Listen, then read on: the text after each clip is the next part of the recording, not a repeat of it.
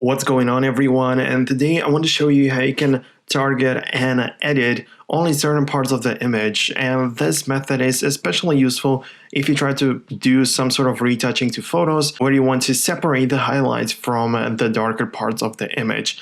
So let me just open up a brand new project, just like I advise you all the time to do. So just create a new blank canvas. And let's just import this image of a sunset right here. And let's say you want to edit only certain parts of the image and only the highlights. I mean, there are several methods, just like all the time in Photoshop, on how you can do it. But there is one very useful shortcut that I think that you should know about.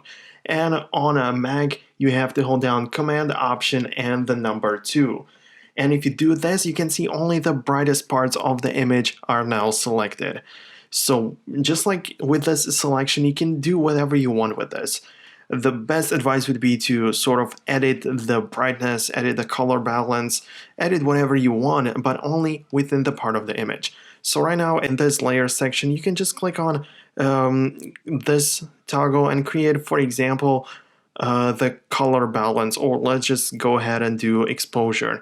So you can see if I zoom it in right on this, you can see that we have only these parts of the image selected, and you can see only the brighter pixels are now selected. So if I zoom it out, you can see that now whatever I do with this, for example, I raise the exposure, only the brightest parts of the image are being affected. I mean, this is like the whole point of this. You can also delete this layer, and with the same selection, let's create it once again.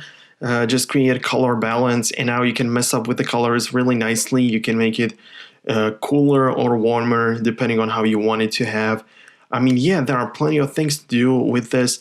I mean, this is very important because I've heard some people doing this method. So just duplicate the layer which they have, and now if you double tap on it, you can just drag this blend bar or whatever you want to call it to the middle to 122 sort of, and then the lower one you do the same but with a black slider. So now you have the very same image. You have the combination of two images, and the lower layer is the darker part and the upper layer is the brighter part of the image.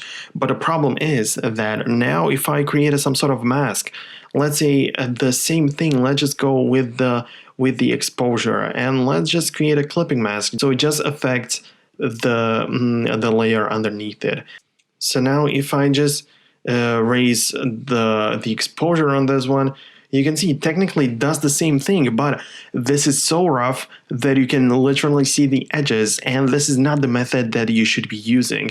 It's just so much easier to use only one layer, use this shortcut to select all of the brightest parts of the image, and then perform the actions that you want. Like you can see with this one, it just doesn't look good at all. I mean, you could do some masking, you could smooth it out if you would want, but I mean, why to do it so why to make it so difficult for you when you can just go ahead and simply use a shortcut which is going to do one thing, and you can edit any kind of photos you would want. But what you can do now is to invert the selection. For the selection, you just have to hold down Control-Shift-I or Command-Shift-I on a Mac, and now it's just going to invert the selection, so everything besides the part is inverted. So now you just do the same thing. You just go to vibrance or saturation or whatever, you just change the hue, but only on the part of the image that you would want to. So I guess that this is exactly how it works. This is especially useful when retouching photos, like I said, and where you just really want to separate the bright parts from the darker parts of the image. So I guess that this is the end of this quick video. I hope you found it informative, and just like all the time, I want you to support this channel. We're still growing, and I want you to hit the subscribe button and like button just so the video can be shown to more people trying to find this. So again, thank you so much for watching and your support, and see you guys later in the next tutorial.